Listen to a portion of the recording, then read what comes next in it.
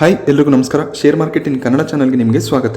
2022-23 financial ಇಯರ್ನ budget ಏನಿದೆ ಅದು ನಮಗೆ ಫೆಬ್ರವರಿ 1, 2022 ಮಂಡನೆ ಆಗುತ್ತೆ. ಸೊ ಇಲ್ಲಿ ಕೆಲವೊಂದಿಷ್ಟು ಸೆಕ್ಟರ್ಗಳಲ್ಲಿ ಫೋಕಸ್ ಇರುತ್ತೆ. ಸೊ ಆ ಸೆಕ್ಟರ್ಗಳು ಯಾವುದು ಅಂತ ನಾವು ಗಮನಿಸಿದಾಗ ಮೊದಲನೇದಾಗಿ ಇನ್ಫ್ರಾಸ್ಟ್ರಕ್ಚರ್ ಅಥವಾ ಕನ್ಸ್ಟ್ರಕ್ಷನ್ ರಿಲೇಟೆಡ್ ಬಿಸ್ನೆಸ್ ಏನಿದೆ ಅದು ಅಂತ ಹೇಳ್ಬೋದು. ಹಾಗೆಯೇ agriculture, automobile, so electric vehicle ಮೇಲೆ ಇಲ್ಲಿ ಗೌರ್ಮೆಂಟ್ನ ಫೋಕಸ್ ಇರ್ಬೋದು. ಮತ್ತು ಕೆಮಿಕಲ್ ಸೆಗ್ಮೆಂಟಲ್ಲೂ ಕೂಡ ಅಷ್ಟೇ ಒಳ್ಳೆಯ ಒಂದು ಬಜೆಟ್ ನಮಗೆ ನೋಡೋದಕ್ಕೆ ಸಿಗ್ಬೋದು. ಫಿನಾನ್ಷಿಯಲ್ ಸರ್ವಿಸಸ್ ಅಂದರೆ ಬ್ಯಾಂಕಿಂಗ್ ಸೆಕ್ಟರ್ ಏನಿದೆ ಅದರ ಮೇಲೆ ಕೂಡ ನಮಗೆ ಒಳ್ಳೆಯ ಒಂದು ಫೋಕಸ್ ಇರಬೇಕಾಗುತ್ತೆ. ಸೊ ಇಲ್ಲಿ ಮೇಜರ್ ಆಗಿ ಗಮನಿಸಿದಾಗ ಎಲೆಕ್ಟ್ರಿಕ್ ವೆಹಿಕಲ್ ಸೆಗ್ಮೆಂಟ್ ಮೇಲೆ ಗೌರ್ಮೆಂಟ್ ತುಂಬಾ ಕಾನ್ಸಂಟ್ರೇಟ್ ಮಾಡ್ತಿದ್ದಾರೆ. ಸೊ ಅದ್ರ ಬಗ್ಗೆ ನಮಗೆ ನ್ಯೂಸ್ ನೋಡೋದಕ್ಕೆ ಸಿಗ್ಬೋದು. ಹಾಗೆಯೇ ಅಗ್ರಿಕಲ್ಚರ್ ಅಂದರೆ ಫಾರ್ಮರ್ಸ್ಗೆ ಇಲ್ಲಿ ಸ್ವಲ್ಪ ಬೆನಿಫಿಟ್ ಆಗ್ಬೋದು ಬಜೆಟ್ನಿಂದ. ಏನಕ್ಕೆಂದರೆ ಎಲೆಕ್ಷನ್ಗಳು ಕೂಡ ಮುಂದೆ ಅಂದರೆ ಏಪ್ರಿಲ್ ತಿಂಗಳಲ್ಲಿ ನಮಗೆ ನೋಡೋದಕ್ಕೆ ಸಿಗುತ್ತೆ. 5 ರಾಜ್ಯಗಳ ಎಲೆಕ್ಷನ್ ಇದೆ, ಅದನ್ನು ಕೂಡ ಗಮನದಲ್ಲಿ ಇಟ್ಕೊಂಡು ಇಲ್ಲಿ ಗೌರ್ಮೆಂಟ್ ಬಜೆಟನ್ನು ಮಂಡನೆ ಮಾಡ್ತಾರೆ. ಸೊ ಅಲ್ಲಿ ನಮಗೆ ಫಾರ್ಮರ್ಸ್ಗೆ ಬೆನಿಫಿಟ್ ಆಗೋದು ಕಾಣಿಸುತ್ತೆ. ಹಾಗೆ ನಾವಿಲ್ಲಿ ನಿಫ್ಟಿಯನ್ನು ಗಮನಿಸಿದಾಗ ಡಿಸೆಂಬರ್ 20, 2021 16,420 ಲೆವೆಲನ್ನು ನಿಫ್ಟಿ ಟಚ್ ಮಾಡಿತ್ತು. ಅಲ್ಲಿಂದ ಗಮನಿಸಿದ್ರೆ 2,000 ಪಾಯಿಂಟ್ಗಳಷ್ಟು ರ್ಯಾಲಿ ನಮಗೆ ಮಾರ್ಕೆಟಲ್ಲಿ ನೋಡೋದಕ್ಕೆ ಸಿಗ್ತಿದೆ. ನಿಫ್ಟಿ ಈಗ 18,300 ಲೆವೆಲಲ್ಲಿ ನೋಡೋದಕ್ಕೆ ಸಿಗ್ತಿದೆ. ಸೊ ಒಳ್ಳೆ ಒಂದು ಪ್ರೀ ಬಜೆಟ್ ರ್ಯಾಲಿ ನಮಗೆ ಮಾರ್ಕೆಟಲ್ಲಿ ನೋಡೋದಕ್ಕೆ ಸಿಗ್ತಾ ಇದೆ.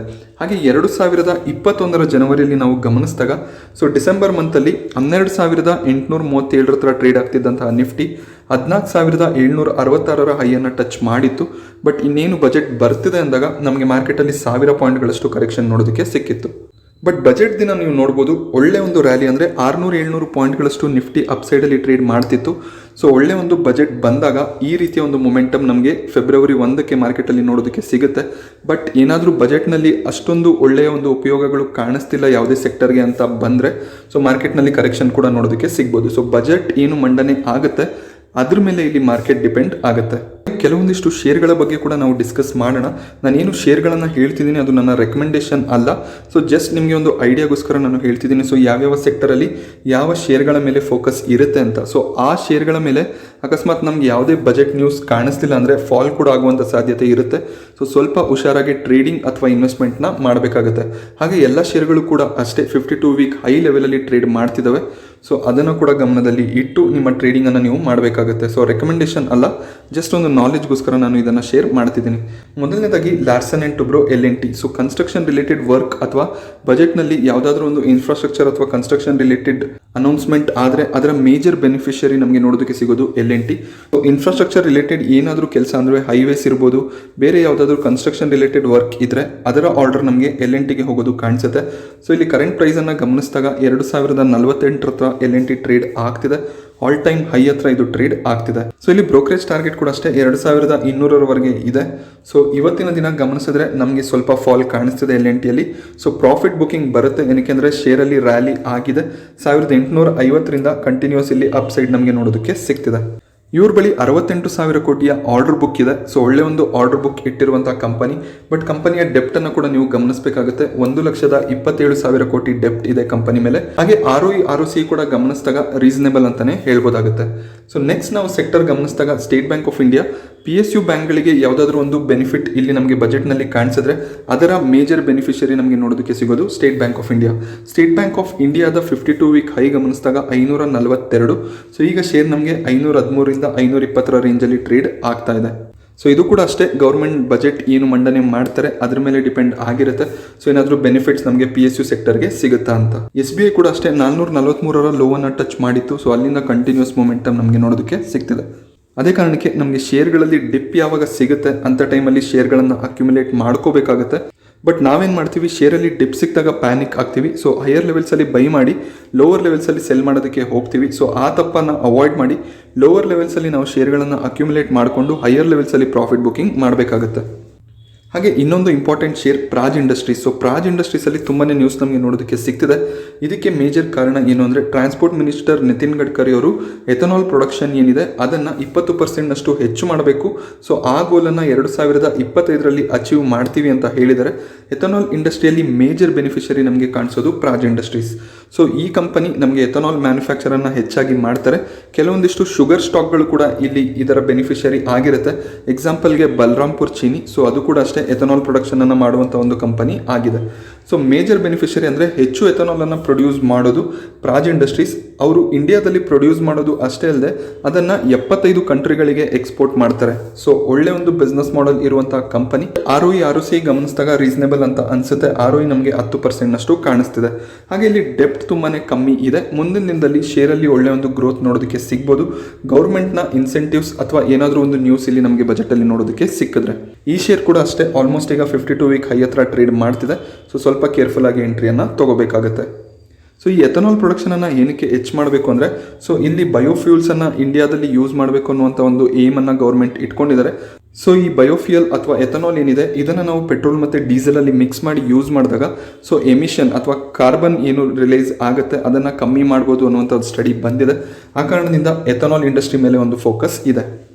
ಪ್ರಾಜ್ ಇಂಡಸ್ಟ್ರೀಸ್ ಕೂಡ ಅಷ್ಟೇ, ನೀವು ಗಮನಿಸ್ಬೋದು 300 ಲೆವೆಲಲ್ಲಿ ಶೇರ್ಗೆ ಎಷ್ಟು ಸಪೋರ್ಟ್ ಇದೆ ಅಂತ. ಸೊ ಡಿಸೆಂಬರಲ್ಲಿ 300 ಲೆವೆಲ್ ಹತ್ರ ಟ್ರೇಡ್ ಆಗ್ತಿತ್ತು. ಸೊ ಈ ನ್ಯೂಸ್ನ ಬಳಿಕ ಶೇರಲ್ಲಿ ಒಳ್ಳೆ ಒಂದು ಮೊಮೆಂಟಮ್ ನೋಡೋದಕ್ಕೆ ಸಿಗ್ತಿದೆ. ಹಾಗೆ ನೆಕ್ಸ್ಟ್ ಮೇಜರ್ ಬೆನಿಫಿಷರಿ ನಮಗೆ ನೋಡೋದಕ್ಕೆ ಸಿಗೋದು Tata power. Electric vehicle segment ಮೇಲೆ ಗೌರ್ಮೆಂಟ್ನ ಫೋಕಸ್ ಇದೆ. ಸೊ ಕೇವಲ ಟಾಟಾ ಪವರ್ ಅಂತ ಅಲ್ಲ, ಟಾಟಾ ಮೋಟರ್ಸ್ ಆಗಿರ್ಬೋದು, Mahindra and Mahindra, Hero MotoCorp. So electric vehicle ಸೆಗ್ಮೆಂಟಲ್ಲಿ ಕೆಲಸ ಮಾಡುವಂಥ ಕಂಪನಿಗಳು, ಅಮರ್ ರಾಜಾ ಬ್ಯಾಟ್ರೀಸ್ ಆಗಿರ್ಬೋದು, ಎಕ್ಸೈಡ್ ಇಂಡಸ್ಟ್ರೀಸ್. ಸೊ ಎಲ್ಲ ಶೇರ್ಗಳು ಫೋಕಸಲ್ಲಿ ಇರುತ್ತೆ. ಎಲೆಕ್ಟ್ರಿಕ್ ವೆಹಿಕಲ್ನ ಬಗ್ಗೆ ಏನಾದರೂ ನ್ಯೂಸ್ ಬಂದರೆ ಅಂದರೆ 2025 ವೇಳೆಗೆ 50% ಸೇಲನ್ನು ಮಾಡಬೇಕು ಅಂತ ಏನಾದರೂ ಒಂದು ಬಜೆಟಲ್ಲಿ ಬಂದರೆ ಸೊ ಎಲೆಕ್ಟ್ರಿಕ್ ವೆಹಿಕಲ್ ಸೆಗ್ಮೆಂಟಲ್ಲಿ ಒಳ್ಳೆ ಒಂದು ಮೂಮೆಂಟ್ ನಮಗೆ ನೋಡೋದಕ್ಕೆ ಸಿಗ್ಬೋದು. ಟಾಟಾ ಪವರ್ ಏನಕ್ಕೆ ಮೇಜರ್ ಬೆನಿಫಿಷರಿ ಆಗುತ್ತೆ ಅಂದರೆ ಚಾರ್ಜಿಂಗ್ ಸ್ಟೇಷನ್ ರಿಲೇಟೆಡ್ ಪ್ರೆಷರ್ ಗೌರ್ಮೆಂಟ್ನ ಮೇಲೆ ಇದೆ. ಅಂದರೆ ಇಲ್ಲಿ ಎಲೆಕ್ಟ್ರಿಕ್ ವೆಹಿಕಲ್ಗಳು ಬರ್ತಿದೆ, ಬಟ್ ಚಾರ್ಜಿಂಗ್ ಸ್ಟೇಷನ್ಗಳೇ ನಮಗೆ ನೋಡೋದಕ್ಕೆ ಸಿಗ್ತಿಲ್ಲ. ಆ ಕಾರಣದಿಂದ ಚಾರ್ಜಿಂಗ್ ಸ್ಟೇಷನ್ಗಳನ್ನು ಹೆಚ್ಚು ಮಾಡಬೇಕು ಅನ್ನುವಂಥ ಫೋಕಸ್ ಇರುತ್ತೆ. ಅದರಲ್ಲಿ ಮೇಜರ್ ಬೆನಿಫಿಷರಿ ಕಾಣಿಸೋದು ಟಾಟಾ ಪವರ್. ಹಾಗೆಯೇ ಪವರ್ ಗ್ರಿಡ್ ಕೂಡ ಅಷ್ಟೇ. ಪವರ್ ಗ್ರಿಡ್ ಕೂಡ ಗೌರ್ಮೆಂಟ್ ಸೆಕ್ಟರಲ್ಲಿ ಕೆಲಸ ಮಾಡುವಂಥ ಕಂಪನಿ. ಸೊ ಅವರು ಕೂಡ ಬೆನಿಫಿಷರಿ ಆಗ್ತಾರೆ. ಸೊ ಟಾಟಾ ಪವರ್ ಕೂಡ ಅಷ್ಟೇ ಡಿಸೆಂಬರ್ಲಿ ನಮಗೆ 203 ಲೆವೆಲಲ್ಲಿ ಟ್ರೇಡ್ ಆಗ್ತಿತ್ತು. ಸೊ ತುಂಬ ಜನ ಆ ಲೆವೆಲ್ಸಲ್ಲಿ ಪ್ಯಾನಿಕ್ ಆಗಿದ್ರಿ, ಅಂದರೆ ಹೈಯರ್ ಲೆವೆಲ್ಸಲ್ಲಿ ಬೈ ಮಾಡಿದವರು. ಸೊ ಈಗ ನೋಡ್ಬೋದು 247, 250 ಲೆವೆಲಲ್ಲಿ ಟ್ರೇಡ್ ಆಗ್ತಾ ಇದೆ. ಸೊ ಅದೇ ಕಾರಣಕ್ಕೆ ಒಳ್ಳೊಳ್ಳೆ ಶೇರ್ಗಳು ನಮಗೆ ಲೋವರ್ ಲೆವೆಲ್ಸಲ್ಲಿ ಸಿಕ್ಕಿದಾಗ ಪ್ಯಾನಿಕ್ ಆಗೋದಕ್ಕೆ ಹೋಗಬಾರ್ದು, ಅಲ್ಲಿ ಅದನ್ನು ಅಕ್ಯುಮುಲೇಟ್ ಮಾಡ್ಕೋಬೇಕಾಗುತ್ತೆ. ಹಾಗೆ ಅಗ್ರಿಕಲ್ಚರ್ ಸೆಗ್ಮೆಂಟ್ಗೆ ಬಂದಾಗ ಮೇಜರ್ ಬೆನಿಫಿಷರಿ ಕಾಣಿಸೋದು ಎಸ್ಕಾಟ್. ಸೊ ಇವರು ಟ್ರ್ಯಾಕ್ಟರ್ ಸೆಗ್ಮೆಂಟಲ್ಲಿ ಕೆಲಸ ಮಾಡುವಂಥ ಕಂಪನಿ. ಸೊ ಇವ್ರಿಗೂ ಕೂಡ ಅಷ್ಟೇ ಒಳ್ಳೆ ಒಂದು ಬೆನಿಫಿಟ್ ಬಜೆಟ್ನಿಂದ ಆಗುವಂಥ ಸಾಧ್ಯತೆಗಳು ಇರುತ್ತೆ. ಈ ಕಂಪನಿ ಕೂಡ ಈಗ ರೀಸೆಂಟಾಗಿ 52 ವೀಕ್ ಹೈಯನ್ನು ಟಚ್ ಮಾಡಿತ್ತು.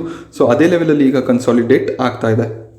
ಸೊ ನೆಕ್ಸ್ಟ್ ನಾವು ಗಮನಿಸಿದಾಗ ರಿಯಲ್ ಎಸ್ಟೇಟ್ ಸೆಗ್ಮೆಂಟ್, ಇಲ್ಲಿ ಕೂಡ ಒಳ್ಳೆ ಒಂದು ಬೂಮ್ ಕಾಣಿಸ್ತಿದೆ. ಸೊ ರಿಯಲ್ ಎಸ್ಟೇಟ್ ಸೆಗ್ಮೆಂಟ್ ಅಂತ ಬಂದಾಗ ರಿಯಲ್ ಎಸ್ಟೇಟ್ನ ಕನ್ಸ್ಟ್ರಕ್ಷನ್ ಕಂಪನೀಸ್ ಅಷ್ಟೇ ಅಲ್ಲದೆ ಸಿಮೆಂಟ್ ಸೆಕ್ಟರ್, ಪೇಂಟ್ ಸೆಕ್ಟರ್ ಎಲ್ಲ ಕೂಡ ಇನ್ಕ್ಲೂಡ್ ಆಗುತ್ತೆ. ಸೊ ಇಲ್ಲಿ ಕನ್ಸ್ಟ್ರಕ್ಷನ್ ಕಂಪನಿಗಳ ಕಡೆಯಿಂದ ಡಿಮ್ಯಾಂಡ್ ಕೂಡ ಇದೆ. ಟ್ಯಾಕ್ಸ್ ರಿಲೇಟೆಡ್ ಸ್ವಲ್ಪ ಒಂದು ಬೆನಿಫಿಟ್ ಅನ್ನು ಕೊಡಬೇಕಾಗುತ್ತೆ. ಕೋವಿಡ್ನಿಂದ ನಾವು ಸಾಕಷ್ಟು ತೊಂದರೆಯನ್ನು ಅನುಭವಿಸ್ತಾ ಇದ್ದೀವಿ ಅಂತ. ಸೊ ನೋಡಬೇಕಾಗುತ್ತೆ ಗೌರ್ಮೆಂಟ್ ಯಾವ ರೀತಿ ರಿಯಾಕ್ಟ್ ಮಾಡ್ತಾರೆ ಅಂತ. ಸೊ DLF ಒಂದೇ ಅಲ್ಲ, ಶೋಭಾದಲ್ಲೂ ಕೂಡ ನಮಗೆ ಒಳ್ಳೆ ಒಂದು ರ್ಯಾಲಿ ನೋಡೋದಕ್ಕೆ ಸಿಗ್ತಿದೆ. ಸೊ ಈ ಕಂಪನಿಗಳು ಕೂಡ ಫೋಕಸಲ್ಲಿ ಇರುತ್ತೆ. ಹಾಗೆಯೇ ಅಲ್ಟ್ರಾಟೆಕ್ ಸಿಮೆಂಟ್ ಆಗಿರ್ಬೋದು, Ambuja cement, Shri cement. So ಈ ಎಲ್ಲ ಶೇರ್ಗಳಲ್ಲೂ ಕೂಡ ಫೋಕಸ್ ಇರುತ್ತೆ. ಏನಕ್ಕೆ ಅಂದರೆ ಕನ್ಸ್ಟ್ರಕ್ಷನ್ ಅಥವಾ ರಿಯಲ್ ಎಸ್ಟೇಟ್ ವರ್ಕ್ ಅಂತ ಬಂದಾಗ ಸಿಮೆಂಟ್ ತುಂಬಾ ಇಂಪಾರ್ಟೆಂಟ್ ಸೆಕ್ಟರ್ ಆಗಿರುತ್ತೆ. ಸೊ ಎಲ್ಲ ಸೆಕ್ಟರ್ಗಳಲ್ಲಿ ನಾವು ಫೋಕಸನ್ನು ಇಡ್ಬೋದಾಗುತ್ತೆ. ಹಾಗೆ ನಾನು ಮತ್ತೆ ಹೇಳೋದಕ್ಕೆ ಇಷ್ಟಪಡ್ತೀನಿ, ಸೊ ಈ ಎಲ್ಲ ಸ್ಟಾಕ್ಗಳು ನನ್ನ ರೆಕಮೆಂಡೇಶನ್ ಅಲ್ಲ. ಸೊ ಜಸ್ಟ್ ನಿಮ್ಗೊಂದು ಐಡಿಯಾ ಬರಲಿ ಅನ್ನೋ ಕಾರಣದಿಂದ ನಾನು ಹೇಳ್ತಾ ಇದ್ದೀನಿ. ಬಜೆಟಲ್ಲಿ ಇದ್ರ ಬಗ್ಗೆ ಏನು ಅನೌನ್ಸ್ಮೆಂಟ್ ಬರುತ್ತೆ ಅದ್ರ ಮೇಲೆ ನಿಮಗೆ ಇದರ ಬೆನಿಫಿಟ್ಸ್ ಕಾಣಿಸುತ್ತೆ. ಸೊ ಯಾರ್ಯಾರು ಶೇರ್ಗಳನ್ನು ಹೋಲ್ಡ್ ಮಾಡ್ತಿದ್ದೀರಾ ಅವ್ರಿಗೆ ಇದು ಇಂಪಾರ್ಟೆಂಟ್ ಆಗುತ್ತೆ. ಏನಕ್ಕೆ ಅವರು ಇನ್ನೂ ಕಂಟಿನ್ಯೂ ಮಾಡ್ಬೋದು ಶೇರ್ಗಳಲ್ಲಿ. ಬಜೆಟ್ ಅಂತ ಬಂದಾಗ ರೈಲ್ವೆ ಸೆಕ್ಟರ್ ತುಂಬಾ ಇಂಪಾರ್ಟೆಂಟ್ ಸೆಕ್ಟರ್ ಆಗಿರುತ್ತೆ. ಸೊ ರೈಲ್ವೆಗೆ ತುಂಬಾ ಒಂದು ಬಜೆಟನ್ನು ಅಲೋಕೇಟ್ ಮಾಡ್ತಾರೆ. ಸೊ IRCTC ಒಂದು ಬೆನಿಫಿಷರಿ ಆಗುತ್ತೆ. ಕೇವಲ IRCTC ಅಷ್ಟೇ ಅಲ್ಲ, IRFC ಆಗಿರ್ಬೋದು, ಇರ್ಕಾನ್ ಆಗಿರ್ಬೋದು, ರೈಲ್ಟೆಲ್ ಆಗಿರ್ಬೋದು. ರೈಲ್ವೆ ಸೆಂಟರಲ್ಲಿ ಯಾವ್ಯಾವ ಕಂಪನಿಗಳು ಕೆಲಸ ಮಾಡ್ತಿದ್ದಾವೆ ಅಲ್ಲಿ ಕೂಡ ನಮಗೆ ಸ್ವಲ್ಪ ಮೂಮೆಂಟಮ್ ಕಾಣಿಸ್ಬೋದು. ಹಾಗೆ ಮರ್ಜರ್ನ ಬಗ್ಗೆ ಕೂಡ ನ್ಯೂಸ್ ನೋಡೋದಕ್ಕೆ ಸಿಗ್ಬೋದು. ಸೊ ಸ್ವಲ್ಪ ದಿನಗಳ ಹಿಂದೆ ನಾನು ಮರ್ಜರ್ನ ಬಗ್ಗೆ ಕೂಡ ನಿಮಗೆ ಹೇಳಿದ್ದೆ. ಸೊ IRCTCಯಲ್ಲಿ ನಮಗೆ ಬೇರೆ ಕಂಪನಿಗಳು ಮರ್ಜ್ ಆಗೋದು ಕಾಣಿಸ್ಬೋದು. ಸೊ ಬಜೆಟಲ್ಲಿ ಅದ್ರ ಬಗ್ಗೆ ಕೂಡ ಗೌರ್ಮೆಂಟ್ ನಮಗೆ ತಿಳಿಸ್ಬೋದು. ಹಾಗೆ LIC IPO ಬಗ್ಗೆ ಕೂಡ ನಮಗೆ ಬಜೆಟಲ್ಲಿ ಒಂದು ಇನ್ಫಾರ್ಮೇಷನ್ ಬರುವಂಥ ಸಾಧ್ಯತೆ ಇರುತ್ತೆ. ಸೊ ಎಷ್ಟು ವ್ಯಾಲ್ಯೂಯೇಷನ್ನೊಂದಿಗೆ ಬರ್ತಿದೆ ಕಂಪನಿ ಅದ್ರ ಬಗ್ಗೆ ಕೂಡ ಡೀಟೇಲ್ಸ್ ಸಿಗ್ಬೋದು. ಸೊ ಫೆಬ್ರವರಿ 1ಕ್ಕೆ ಬಜೆಟನ್ನು ಅಬ್ಸರ್ವ್ ಮಾಡಬೇಕಾಗುತ್ತೆ. ಸೊ ಯಾವ ರೀತಿಯ ಬಜೆಟ್ ಬರುತ್ತೆ ಅದರ ಮೇಲೆ ಮಾರ್ಕೆಟ್ ಮೊಮೆಂಟಮ್ ನಮಗೆ ನೋಡೋದಕ್ಕೆ ಸಿಗುತ್ತೆ.